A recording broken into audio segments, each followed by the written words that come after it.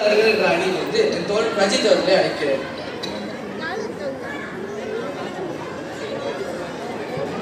பட்டிமன்றத்தில் கலந்து கொள்ள வந்ததொரு அழைப்பு, போட்டிக்கு தரப்பட்டது நல்லதொரு தலைப்பு.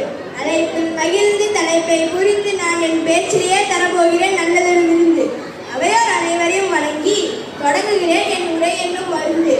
எனக்கு ஒரு சந்தேகம், விருந்துன்னு சொன்னீங்களே, அது சைவ விருந்தா இல்ல அசைவ விருந்தா? ஐயா நடுவர்களே, இது கார்த்திகை மாசம், அதனால உங்களுக்கு சைவ விருந்து தான். மிகவும் மதிப்பிற்குரிய நடுவர்களே, என் நண்பன் அஸ்வின் பேசுறதை கேட்டு எனக்கு சிரிப்பு தான் வருது.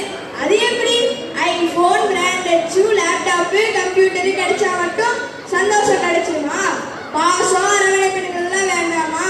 நான் அடிச்சு சொல்றேன், பெற்றோர்கள் இருவரும் வேலைக்கு போறதால மாணவர்கள் ரொம்பவும் பரிந்துரைக்கிறாங்க ஐயா. பேரண்ட்ஸ் எல்லாம் பணம் சம்பாதிக்கிற மிஷினா மாறிட்டா நாங்க யாருக்கிட்ட ஐயா போய் பாசத்தை காட்டுவோம்? பேரண்ட்ஸ் 2 பேரும் வேலைக்கு போறதால எங்க கூட பேச கூட டைம் இல்லைன்னு சொல்றாங்க. அப்பா கிட்ட போய் பேசலான்னு பார்த்தா அப்பா ஆபீஸ் மீட்டிங்கு, கேமரா ஆன்ல இருக்கு, பக்கத்துலயே வந்துடாதுன்னு சொல்றாங்க. அம்மா கிட்ட போய் பேசலான்னு பார்த்தா அம்மா டார்கெட் அச்சீவ் பண்ணணும், என்னை பேச டிஸ்டர்ப் பண்ணாதுன்னு சொல்றாங்க.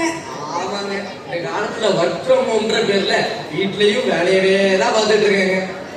ஆமாங்க நடுவர்களே, சமயத்துல எங்க ஃபீலிங்ஸை கூட ஷேர் பண்ண முடியல. சரி, அட்லீஸ்ட் வார கடைசி நாளாவது வெளியே கூட்டிட்டு போவான்னு கேட்டா இங்க போலாம் அங்க போலான்னு ஆசையை காட்டுவாங்க. ஆனா கடைசி நேரத்துல வந்து சாரி கண்ணா, இந்த வாரம் முடியல, அடுத்த வாரம் போய்க்கலாம்னு சொல்லுவாங்க. அப்ப எங்களுக்கு எப்படி இருக்கும் தெரியுமா?